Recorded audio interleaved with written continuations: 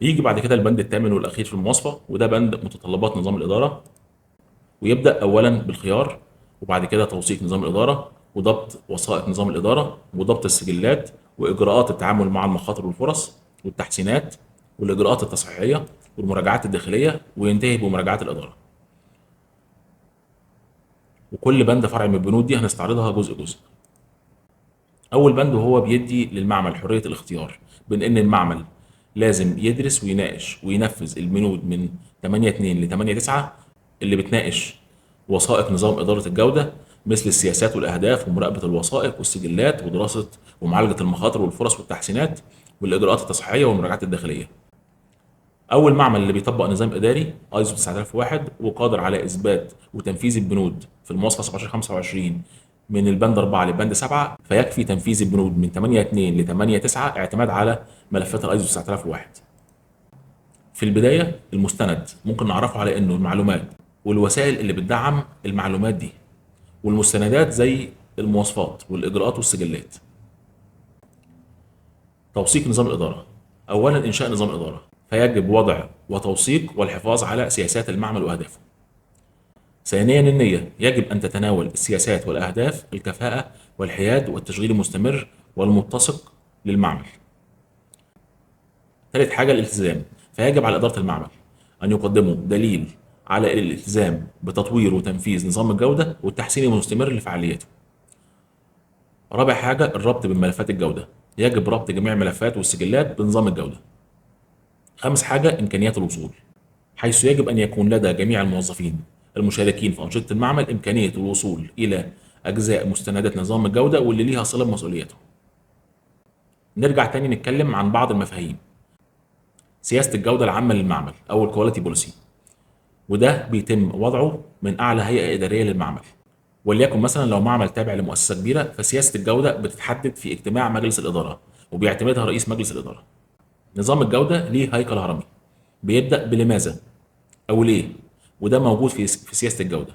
وبعد كده الكواليتي مانيوال او دليل الجوده، وبيناقش كيفيه تطبيق المواصفات او المعايير. وبعد كده العمليات، وبيناقش امتى وفين ومين. ويليها كيفيه انجاز اعمال المعمل، وده فيه تفاصيل فنيه محدده. واخيرا ازاي تم انجاز الاعمال دي، وده الدليل.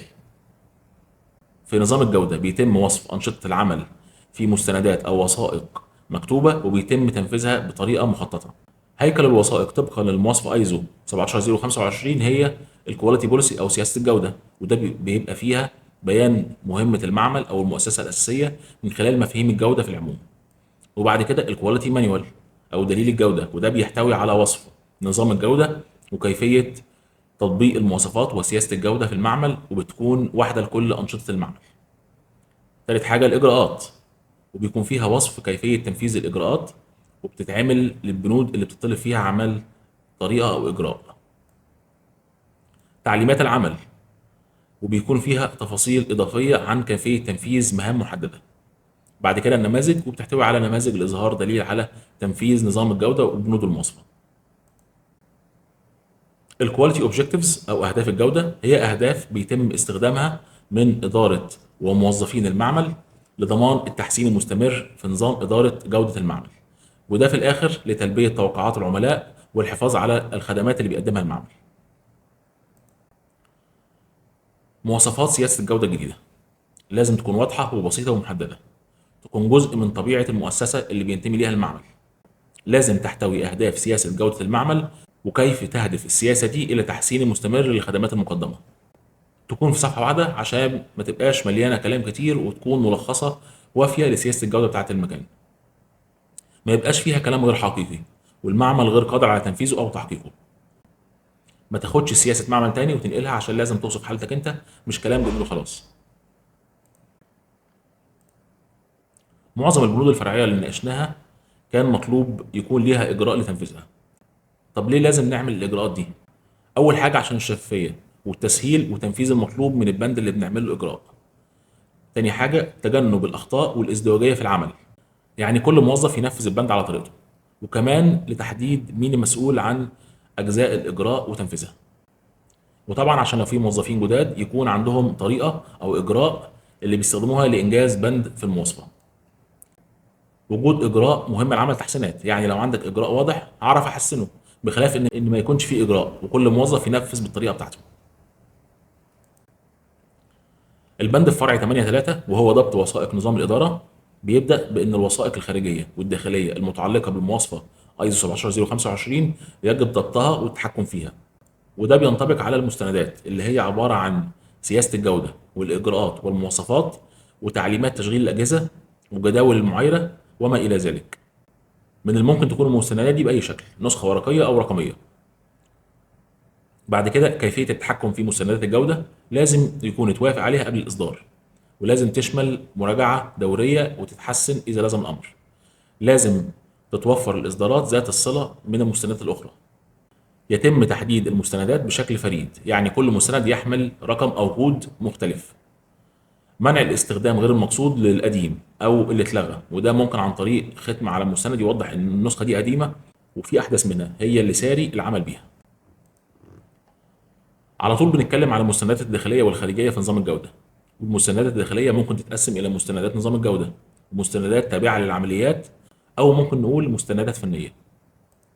لكن المستندات الخارجيه لازم تكون جزء او مضافه لمستند او ملفات الجوده، ولازم تتراجع باستمرار عشان يكون افراد المعمل على درايه باي تغييرات.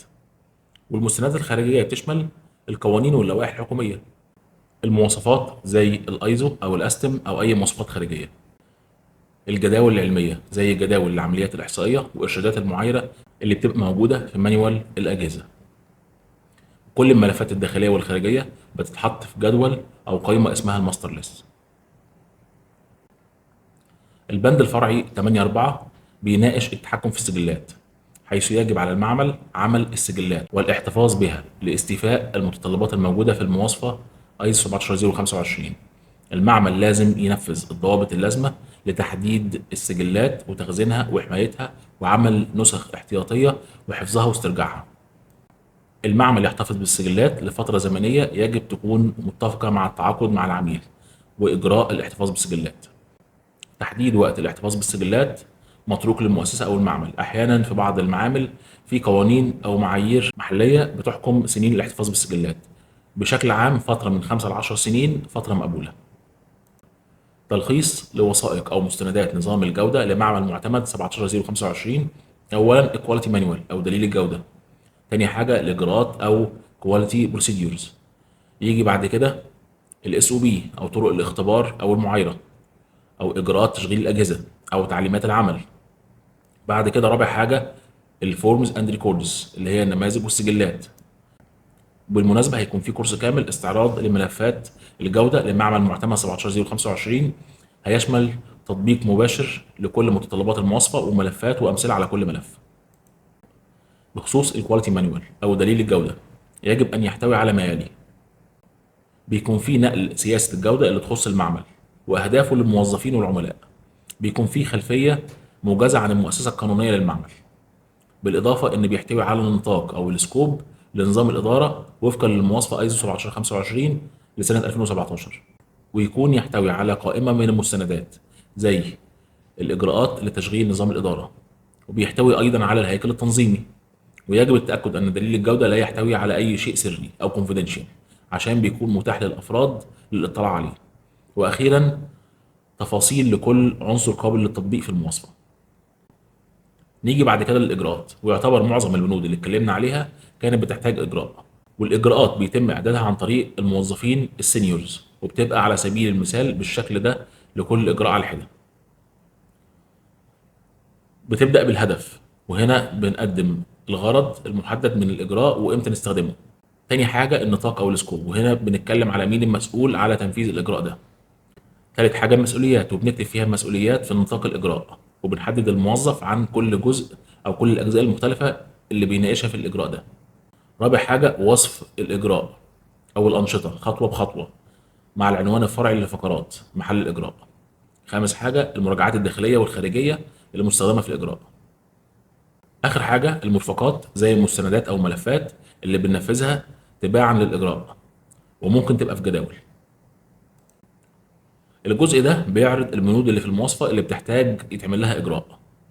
البند 625 الإجراء المتعلق بالموظفين. البند 633 إجراءات الحفاظ على ظروف بيئة العمل. البند 643 إجراءات تداول الأجهزة والمعدات ونقلها وتخزينها واستخدامها وخطة الصيانة بتاعتها. البند 6.4.10 إجراءات الانترميديت تشيك أو الاختبارات البينية. البند 6.5.2 إجراء إدارة المخاطر أو ما يتعلق بالريسك. البند 6.6.2 إجراءات التعاقد والخدمات الخارجية. البند 7.1.1 إجراءات استعراض الطلبات والعطاءات والعقود. البند 7.2.1.1 إجراءات تحديد اللا يقين في القياس واستخدام الطرق الإحصائية لتحليل البيانات. البند 7.2.2.4 إجراءات التحقق من صحة القياس أو الفاليديشن. البند 7.4.1 إجراءات نقل أجهزة الاختبار أو المعايرة أو العينات وطريقة استلامها وحمايتها وتخزينها والاحتفاظ بيها والتخلص منها أو إعادتها. البند 7.7 إجراءات ضمان صحة النتائج. البند 7.10 إجراءات أعمال غير مطابقة أو النون كونفورميتي. نيجي للنوع الثالث من الوثائق أو المستندات، وهي طرق الاختبار أو طرق تشغيل الأجهزة أو تعليمات العمل الخاصة بالأجهزة المستخدمة في المعايرة أو الاختبارات اللي بيقدمها المعمل. لازم تكون موجودة ومتاحة لضمان الجودة في الأنشطة اللي بيقدمها المعمل، بالإضافة إنها مهمة لتحديد معايير القبول أو الرفض أو إعطاء قياسات دقيقة للعميل. رابع حاجة الوثائق أو المستندات الأخرى زي النماذج والسجلات وما إلى ذلك، زي سجل تسجيل الأجهزة أو العينات وبيانات العميل والاستلام والتسليم. النماذج بكل أنواعها زي تقارير الاختبار أو شهادات المعايرة، استمارات البيانات الأولية، طلبات العملاء، استبيان رضا العملاء، بالإضافة لسجلات الأنشطة والأداء وشهادات المطابقة. أمثلة للبنود اللي بتناقش السجلات دي: البند 6.2.6 سجلات تحديد متطلبات الكفاءة من الاختيار والتدريب والإشراف والتفويض ومراقبة كفاءة الموظفين. البند 6.3 سجل الظروف البيئية.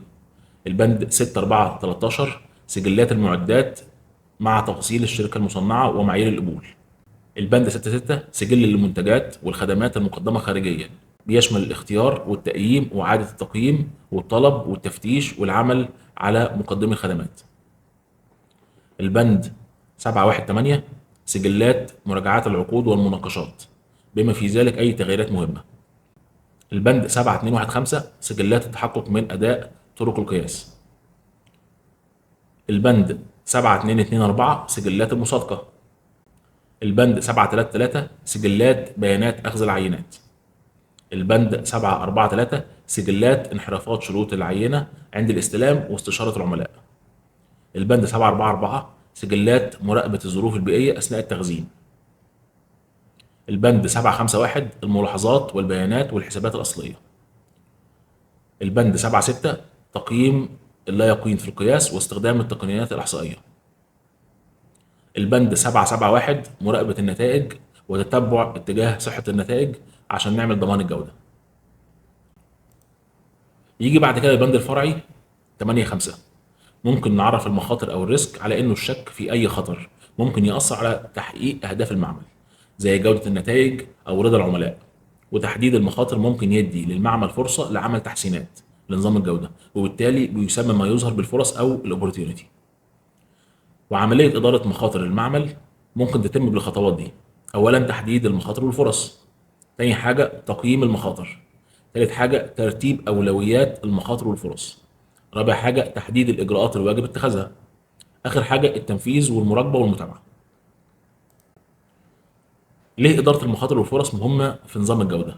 أولا عشان ضمان جودة النتائج ودقتها، وضمان تكرار النتيجة على نفس العينة، أو ضمان تكرار القياس على نفس الجهاز مش كل مرة يحصل العميل على نتيجة مختلفة. بالإضافة إن دراسة المخاطر بيديني فرصة لتحسين منظومة الجودة وبالتالي تحقيق أهداف المعمل.